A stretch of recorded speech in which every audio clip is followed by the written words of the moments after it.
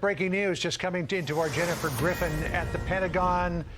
Jennifer, you brought us the tragic news about the 4 fatalities last hour. What have you learned since? Sadly, John, Sandra, we have even more devastating news to report. We've just learned that the death toll for U.S. service members has risen. We can report at this time that at least 10 U.S. service members, Marines and soldiers, have been killed in that bombing outside Abbey Gate, the suicide bombing attack that occurred this morning outside Abbey Gate at the airport in Kabul. So what we know at this moment in time is that there were 2 explosions. There was a suicide bombing that struck outside the gate at the airport where the U.S. Marines were guarding the entrance at Abbey Gate. There was a second explosion, likely a vehicle-borne IED, a car bomb, at the Barron Hotel, which is about 200 yards from that gate. We can tell you that at this moment, the Americans who were killed, the American service members who were killed at Abbey Gate. We also know that there was a firefight that broke out after those 2 explosions.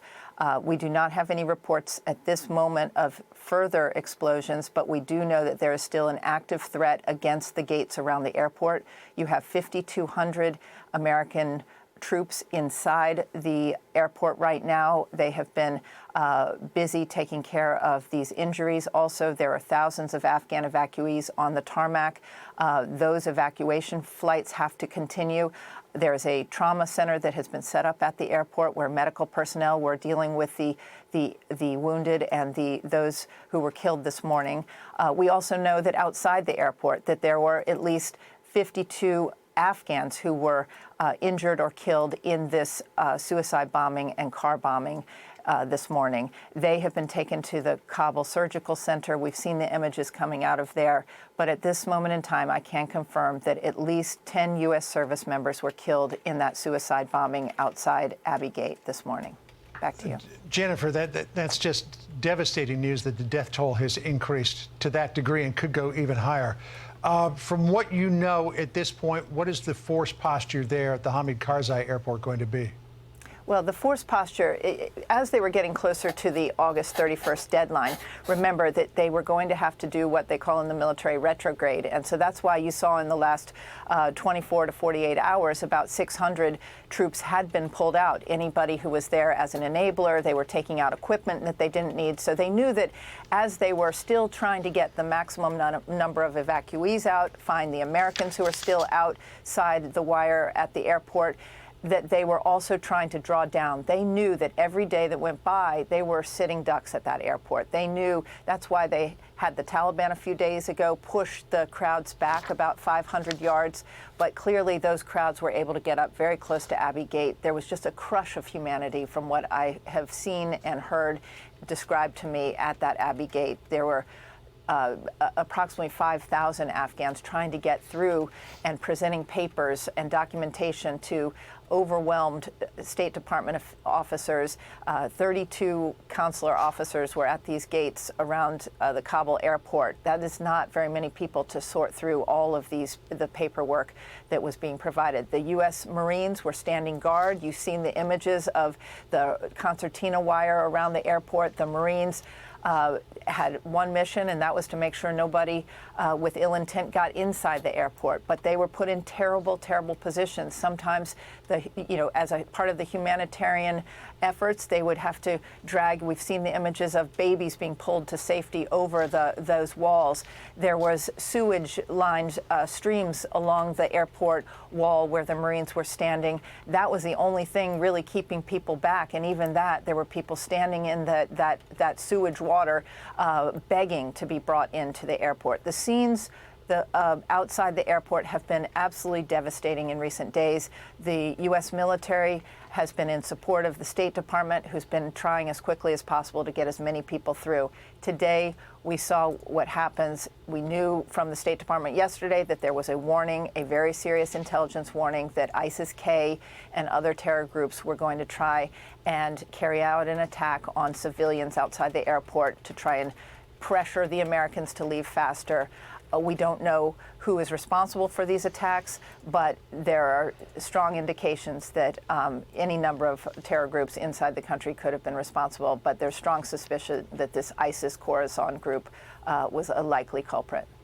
Jennifer, as you can imagine, in the wake of the news you just brought us, 10 U.S. service members killed in that attack outside Abbey Gate, there's an outpouring of congressional statements coming into our inboxes. We're seeing them. Members of Congress very active in responding to the situation right now. Chuck Schumer saying he spoke with the defense secretary this morning and continues to be briefed on the situation, and others saying making similar statements. Jennifer, communication levels with the White House and the Pentagon and our military brass, what can you tell us is happening right now, as we have not yet gotten that update from the White House? We know the president's being briefed. What sort of channels of communication can you tell us about at this hour in the wake of these attacks? Well, this is a situation, as you can imagine, that top military, the national security team is likely in the Situation Room or in the Oval Office with the president. They've been briefing him. Some are obviously here at the Pentagon and in ops centers where they're getting real-time information. Those briefings up to the Hill are taking place, but the information is coming through U.S. Central Command up to the Pentagon and into the Situation Room or the Oval Office, so that the president has the latest information. We can report that the death toll of American service members is likely to rise. I hate to be the bearer of that news, but the situation is very fluid. It's at least 10 U.S. service members at this point, some Marines, some U.S. soldiers. But it was a very serious attack this morning, and you've seen the images outside Abbey Gate. Hey, Jen, just before we let you go here, do we have any idea how many service members were outside that gate when that bomber came along? Yeah, they weren't necessarily outside the gate. The gate and then the wall, they were manning the wall, which is not a very high wall, but you've seen images of Marines on top of the wall with the concertina wire. They were trying to keep, again, that sea of humanity from coming over the wall. Those were the images we saw on August 14th before the 82nd Airborne flew in and secured the airport. That's why you had so many people trying to cling to evacuation planes and C-17s falling to their death that Sunday when this started. The 82nd Airborne secured the airport. There have been no attacks inside the airport. This was a terrible tragedy because you had U.S. Marines putting their lives on the line and doing what they were told to do, which is to make sure that no threats came inside the airport while this evacuation continued. It was an impossible situation. There was no way to create any sort of real perimeter or green zone because on the outside of the airport, you didn't have U.S. troops. You had the Taliban. We were relying on the Taliban to basically provide the outer perimeter security. And this was a very, very difficult situation. And clearly, those Marines were exposed. And it was because they were trying to carry out this incredible humanitarian mission. 100,000 Afghan evacuees have gotten out since August 14th. And they all had to go through 3 or 4 gates at that airport, which were manned by Marines and soldiers. Jennifer Griffin at the Pentagon for us. We'll check back in with you shortly. Hi, everyone. I'm Brian Kilmeade. I want you to do me a favor. I want you to click to subscribe to the Fox News YouTube page. This is the only way that I know for sure that you're not going to miss any great commentary, any great news bites, any great interviews coming your way on Fox. You can get it all here on YouTube. So subscribe right now.